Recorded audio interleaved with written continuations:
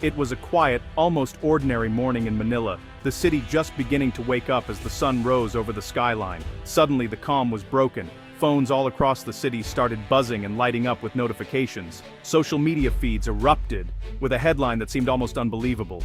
Japan deploys giant destroyers to aid Philippines in South China Sea. The words were bold, dramatic, and impossible to ignore, splashed across news sites and instantly shared all over Facebook and Twitter. For many Filipinos, this was a thrilling sign that the country had powerful allies ready to step in and help during a tense time. People couldn't wait to share the news with friends and family, eager to spread what felt like a major development. Friends tagged each other in posts, and group chats across the country just lit up with excitement and speculation. Some people were genuinely excited, while others were left feeling confused and uncertain about what was really happening. Was it true? Did Japan really send warships to the Philippines? Would we soon see a powerful naval fleet arriving in Manila Bay, right before our eyes?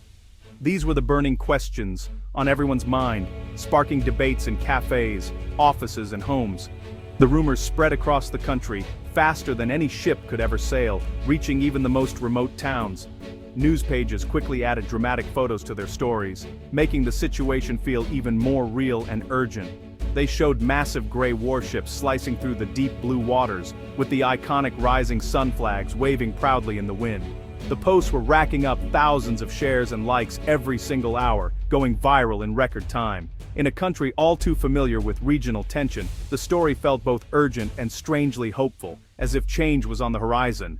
But almost immediately some people began to question the story. Was it really true, or just another viral rumor? Was the Philippines truly about to receive some of the world's most powerful ships, or was this just wishful thinking? The story demanded a closer look, and the nation was eager to find out the truth behind the headline. The rumor started with a single post, but it snowballed quickly, spreading across social media platforms at lightning speed. It claimed that Japan was sending dozens of its largest destroyers to support the Philippines, a move that would have been unprecedented in recent years. The supposed mission? To help patrol the South China Sea and stand up to foreign threats, especially amid ongoing disputes over these strategic waters. The story came at a time of high tension in the region, making it even more believable to those already worried about conflict. News blogs and YouTube channels picked up the rumor, eager to attract viewers with sensational headlines. They added their own twists, talking about dozens of massive warships arriving soon, and speculating about the impact on regional security. Some even posted maps showing imaginary routes for the Japanese fleet, complete with arrows and highlighted paths. The idea of such a show of force really captured many people's imaginations, fueling debates and excitement both online and offline.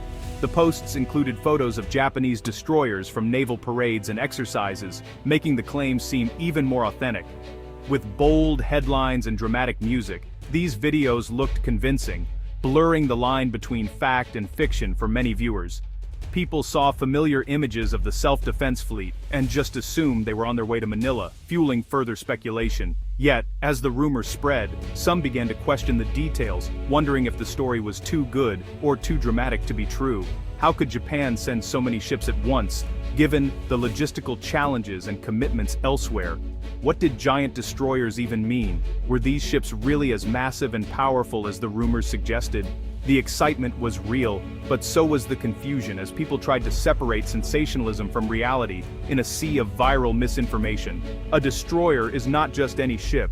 It is a heavily armed warship, built for speed and power. Modern destroyers can carry missiles, torpedoes, and even helicopters. They are meant to defend fleets from enemy submarines, planes, and ships. Japan's destroyers are among the most advanced in the world.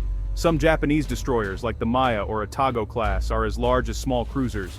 They boast modern radar, missile defense systems, and powerful engines. They are symbols of naval strength, and their presence at sea always draws attention. But these ships are not easy to hand over. They require specialized crews and years of training. Their technology is expensive and, honestly, often classified.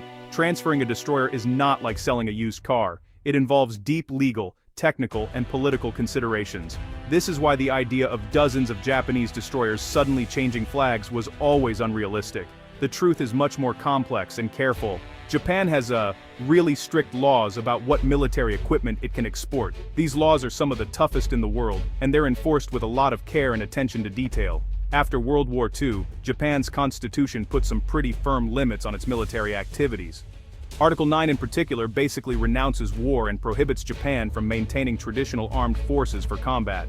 The self-defense forces are meant to protect Japan itself, not to fight in foreign wars, or, export heavy weapons freely.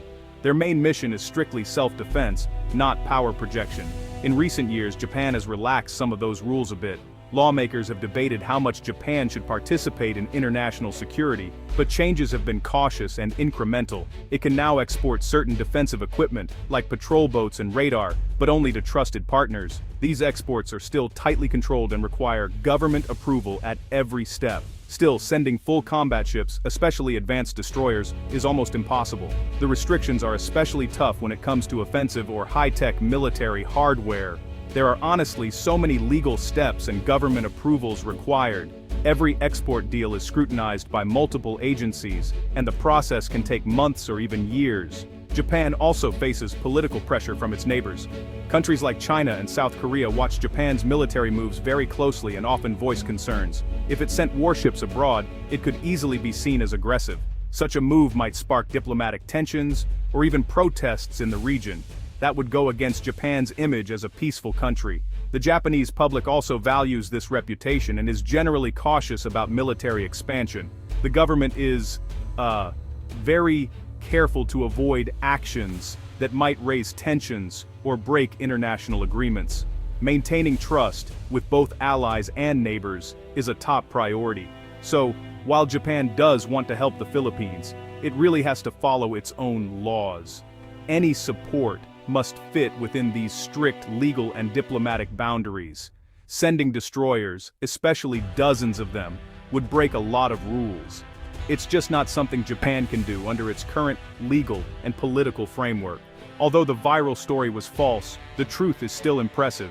Japan has given the Philippines important support. Over the past decade, Japan has provided state-of-the-art patrol boats to the Philippine Coast Guard. These ships are smaller than destroyers, but they are fast, reliable, and well-equipped for patrol and rescue missions. Japan has also donated high-tech radar systems. These help the Philippines monitor its seas and spot intruders. Training is another key part of the partnership. Japanese experts have taught Filipino sailors how to use new equipment and improve their skills. This cooperation is real and ongoing. It proves that Japan and the Philippines have a strong partnership based on trust and shared interests. But it follows the law and focuses on building long-term capacity, not dramatic military moves. So, while there are no giant destroyers arriving in Manila Bay, the real support is just as valuable. The power of pictures cannot be ignored. Many viral posts use dramatic images of Japanese destroyers. Some were from naval exercises, others from military parades. These photos were real, but they were shown without proper context. When people see a headline and a powerful image, they often believe what they see. Few take the time to check where or when a photo was taken. Social media algorithms also help spread the most exciting and eye-catching posts, even if the information is misleading. Some content creators added music, effects, and bold captions. This made their posts more dramatic. The result, a rumor that looked and sounded true, even though it was not. In the rush to share, many forgot to ask basic questions. This is how misinformation can spread so quickly. Exciting stories with strong visuals attract attention, but they are not always accurate. As the rumor grew, both Japanese and Filipino officials had to respond. The Japanese embassy in Manila quickly issued a statement. They explained that there were no plans to send destroyers or warships to the Philippines. The embassy reminded the public about Japan's strict military export laws. The Philippine government also spoke up. Defense officials thanked Japan for its ongoing support, especially the patrol boats and training. But they made it clear, there was no secret deal for destroyers. The real cooperation was steady, legal, and focused on peaceful security. Mainstream news outlets joined in. They ran fact checks and explained the truth behind the viral posts. Leaders urged the public to be careful with unverified news.